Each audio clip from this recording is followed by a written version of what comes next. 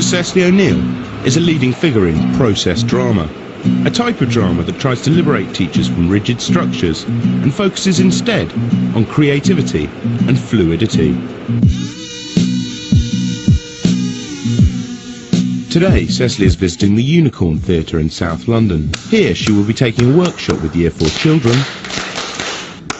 a workshop with local drama teachers, and overseeing a Year 4 drama class run by teacher Sarah Nunn.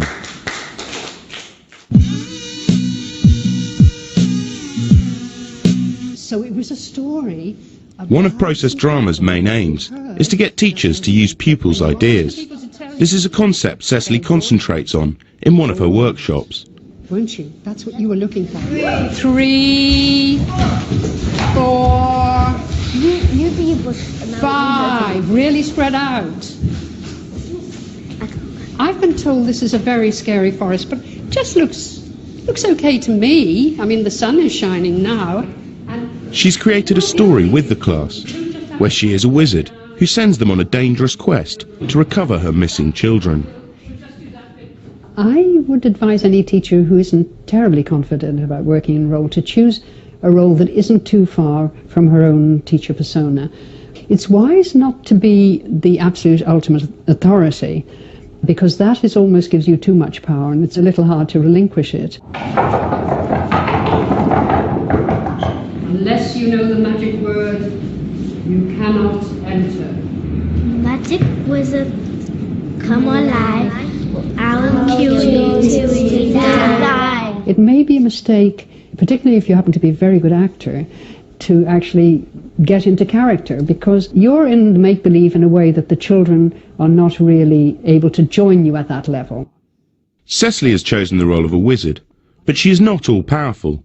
She is a wizard that needs the children's help. Can you do something that I can't do? Could you go and find my son and my daughter and bring them back here to me?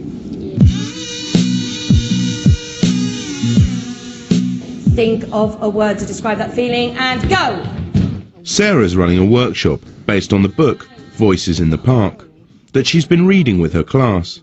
She's invited Cecily to observe her. What hidden word is suspicious?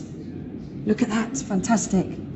Suspicious. Good. Let's go to... Sarah has chosen the role of the park keeper.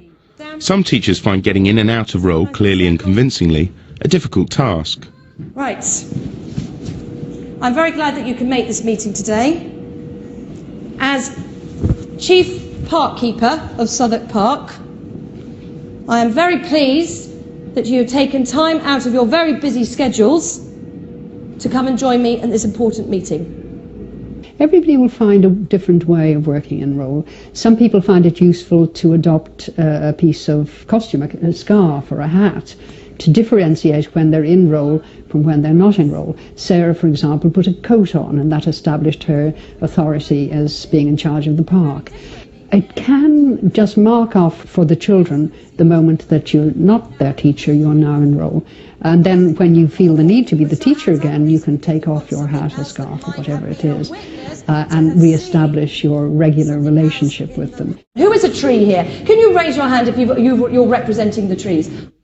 Sarah asks her pupils to take on the role of the trees, the grass, or the lampposts in the park. Can you tell me why it's very important that young children don't climb you? Because when someone climbs up a tree on you, it's just like an ordinary person like climbing on you and trying to stamp on you and tread on you, and it hurts. It does hurt, does it? What happens to your bark? If some of the tiny bits fall off and I lose my skin. You lose your skin, that's not nice, and it's coming to winter, isn't it? And you need to be protected and keep warm, don't you? It's cold. It is, it's getting cold. More importantly almost than the role the teacher chooses, the role that you give the kids is, I think, very important. A role that has to ask questions is a very useful one, or a role that has to answer questions, provided they've got the information with which to answer. Adults always. I did ask a child once, why do you think I usually ask you to be adults? And he said, because We know how to be children, we need to learn how to be adults. In the third workshop, Cecily is helping the teachers understand appropriate roles to give children. To demonstrate, she has given them an exercise, asking them to get into role as pets and their adult owners. This is Badger. Badger? But my cat Badger. She was the runt of the litter, and she's pulled through and she's here now. We're very pleased. Is she still rather needy? She is, yes. Yeah, I carry her around on the front of me like a baby. I think if the children are in adult roles, then more can be expected of them, and behaviour is easier to monitor. Mud, mud, mud, and more mud. Bring on the mud. I want to be stronger. I need to tell you that it's not my fault. Runts are weak. You need to help me. I want to carry on being the baby on your front. It's using animals is something that all children can relate to. Like, everyone knows what an animal is. So by starting off with, think about what it is to be an animal, to be a pet, and then expanding that out into, but what if it was, you know, I don't know, something mystical like a fairy or something from a fictional story. Exactly, so you could use it as a jumping off point. One of the things I like about using or beginning with a pet is that it puts kids, for example, especially little kids, in a caring relationship with each other. And even if it's their best friend or something. So, you know, if in a classroom with time, I'd say, well, you know, look after your pet. Where does it live? What do you feed it on? I need a little bit of research.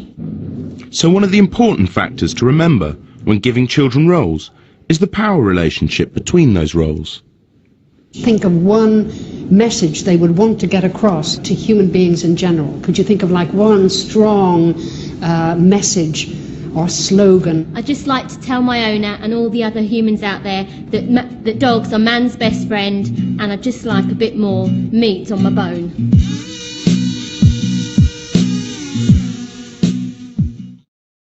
Back in the Wizard's Castle, Cecily is still in role.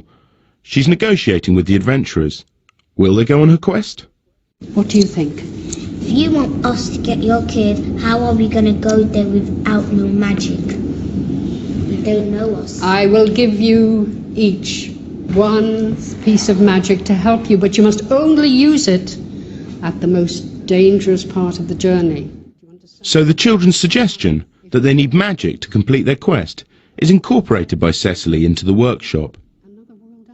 I think if teachers can be brave enough to let go a little bit of the structure that dominates their lives, I think they discover what fun it is to learn in a more playful way. I'm going to give each group, to help you on your journey as I promised, one magic stone. Here is your magic stone. Guard it carefully. I used to think fun was a bad word in relationship to drama, but after all, drama is pretending. It's essentially playful. That doesn't mean to say that it can't be tragic and moving and all of those things, but it's a pretend world. It's a safe world. What's the worst thing that can happen if you just decide to put a tightly planned lesson on one side and go where the kids might want to go? Could we see them just coming back to life if you use your magic stone?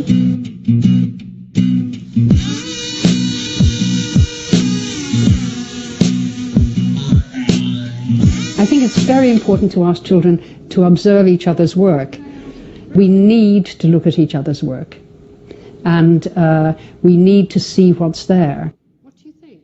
The rest of the class watch as two adventurers finally find the wizard's lost children. We'll just see what happens when you go and talk to these sad children. If you want to escape from this horrible place, please come with us to your father in the enchanted woods. You're lying. You just gonna take us to a haunted place. I'm not going. If we're lying here, you know your dad's writing. There isn't in drama in the classroom, there isn't a formal exterior audience, external audience. But of course we're all really audience to our own work. But if you don't allow moments for that observation to happen, then you're losing a really key part of what drama's all about.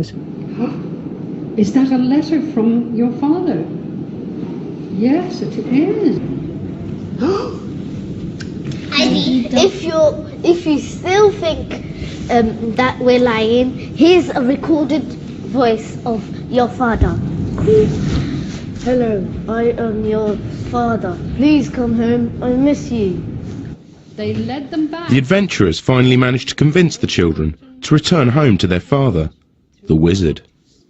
You will be a fine witch, you will be a fine wizard, but you must never go into the outside world ever again. I think that teachers somehow forget that in their efforts to help the kids to be creative, that the biggest help will be if they're creative themselves, and not to worry about that.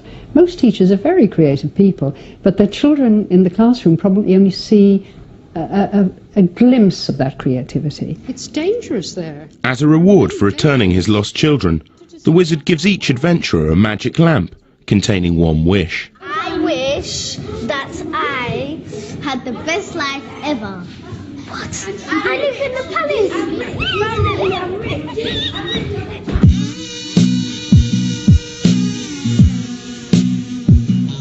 I'd like to ask you now to reflect on the session that we've just done, the workshop, to evaluate it and identify what you really enjoyed and what you learnt from the session.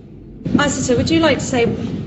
I really liked the acting because it was fun. Because it was fun acting and it was fun to go into other people's shoes. I think reflection is an absolutely key part of this work, but it doesn't always have to be at the end of the lesson. I think there's a feeling that you've done something, now you've got to talk about it.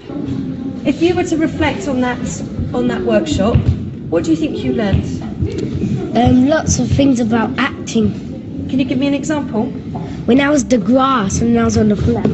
If it's possible to build in moments of reflection throughout the drama, that to me is tremendously effective. I like the workshop because when I was talking about the trees, the trees that the children are not gonna climb on it anymore. That if they climb on it anymore, I'm gonna go take them to their parents and tell them that they should not bring them to the park for a whole day.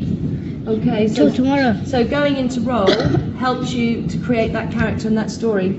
Yeah. Fantastic. I think the delight that can come when you have genuinely, with the kids, co-created a piece of work that is creative, that has some meaning, that has been exploratory, that has wound up somewhere where neither you nor the children knew it would go, where all of you are equally surprised and pleased by the direction the work has gone in, then I think that's a wonderful feeling.